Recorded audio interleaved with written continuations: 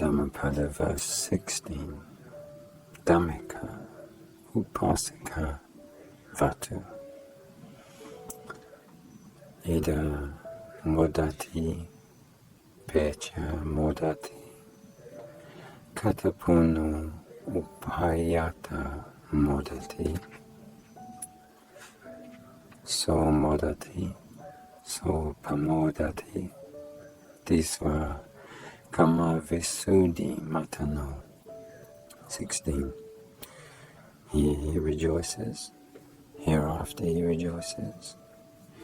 One who performed meritorious deeds rejoices in both existences. He rejoices, and greatly rejoices when he sees the purity of his own deeds. The story of Dhammika Upasaka.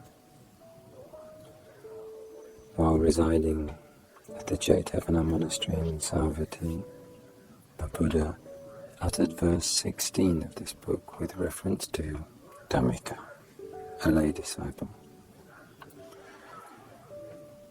Once there lived in Savatthi a lay disciple by the name of Dhammika, who was virtuous and very fond of giving in charity. He generously offered food and other requisites to the bhikkhus, regularly and also on special occasions. He was in fact the leader of 500 virtuous lay disciples of the Buddha who lived in Savatthi. Dhammika had 7 sons and 7 daughters, and all of them, like their father, were virtuous and devoted to charity. When Dhammika was very ill and was on his deathbed, he made a request to the Sangha to come to him and recite the sacred texts by his bedside.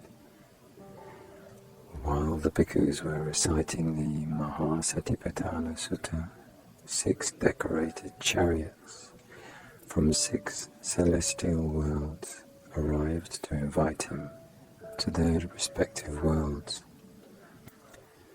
Dhammika told them to wait for a while for fear of interrupting the recitation of the sutta.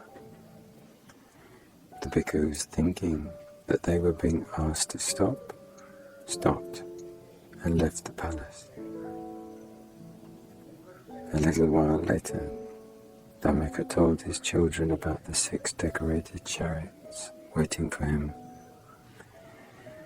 Then and there he decided to choose the chariot from the 2-sitter world and asked one of his children to throw a garland onto it.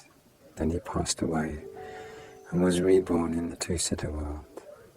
Thus the virtuous man rejoices in this world as well as in the next.